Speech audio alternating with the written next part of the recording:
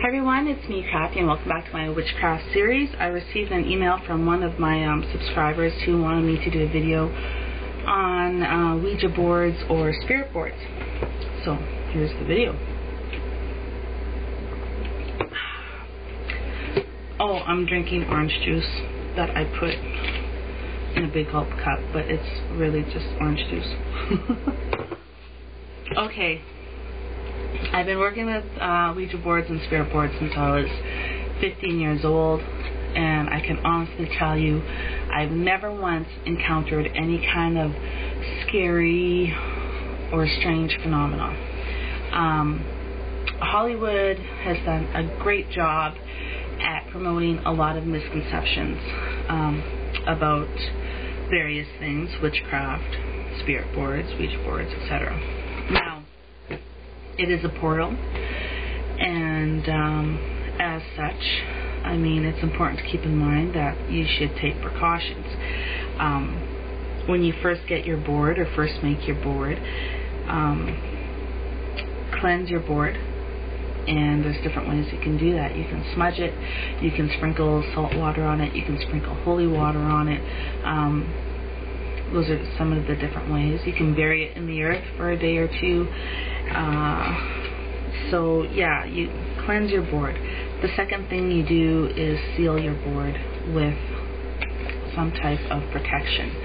And some people will use holy oil and will draw the equal arm cross on the back of the board.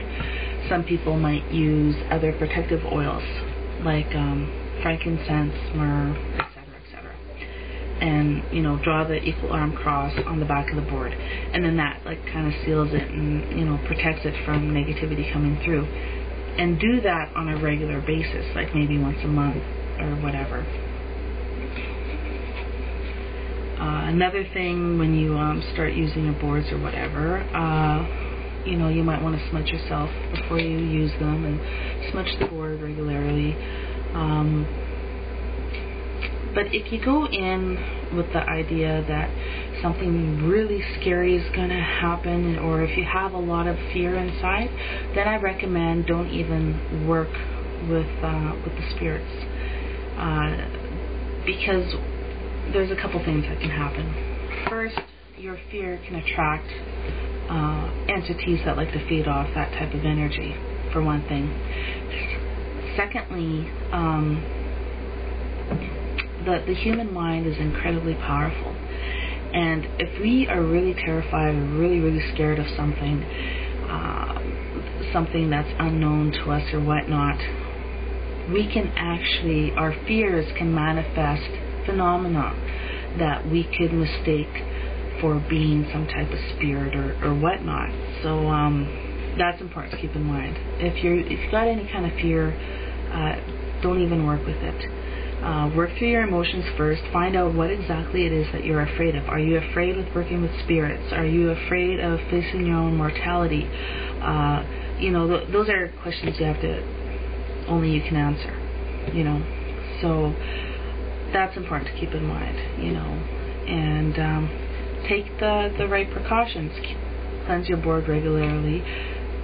Seal it regularly with some type of protection, and you shouldn't have any problems. I haven't. I mean, it's been practically 20 years since I've been using them, and I've never once had any problems with them whatsoever.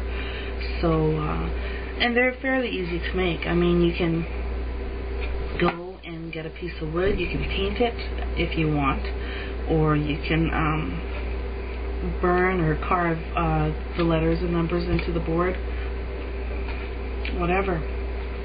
You can go buy them. But in any event, cleanse your board before you use it, and cleanse it regularly. And regularly seal your board on the back with some type of protective oil. It could be holy oil, it could be, like I said before, frankincense, myrrh, whatever. So I'll just show you the boards I have. This board, a witch in Saskatoon made it, and I bought it off her. When was that? Back in 1996, I think. So I've had this board for a while. She just spray painted it blue, stenciled on the letters and the numbers and the stars and whatnot. And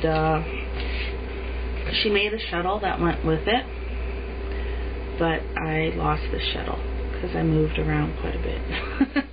And between one of my moves, my shuttle disappeared. So when I use this board now, I will either, well, I usually will just use a pendulum. So there you go. And then on the back is where you would seal your board with protective oil.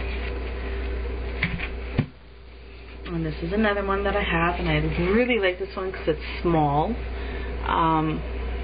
And all it is the person that made this got a piece of wood, painted it black, and got a funky little picture here that they I think printed out, and then they glued it to the board, and then they put varnish over top. They put a few coats of varnish and sealed it on the board.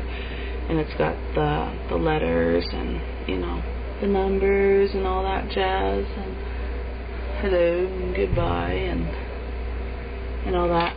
I love old Victorian homes, so that's why I bought this one. And another thing that I really like about this board, it's so small. I mean, I can throw it in my suitcase. I do a lot of traveling, so I can take it with me. It's like, you know, you're a witch on the go kind of stuff, right? So, yeah. That's another board that I like. And that one uses a pendulum. So yeah, I haven't had any problems whatsoever. But I do take the proper precautions, and I've never approached it, you know, terrified or scared that I'd be unleashing some sort of evil out into the world, or, you know, anything like that. I mean, I've always been smart about it, and, you know, cleansed it, sealed it with protection, and I do that on a regular basis. So, you know, if you're going to use spirit boards, I recommend that you do that with them as well. So yeah, that's pretty much all I have to say on the topic at this point in time. They're easy to make. Some people paint them, some will do, like the other one, will make pictures and glue them to a piece of wood. Some people will leave the wood natural and will carve or burn the letters or numbers into them. So that might be something you want to try. And that's it. If you have any further questions, feel free to write to me again, and I will answer them as best as I can. So that's it for now. Much love to everybody, and we'll see you guys on the flip side. Ciao.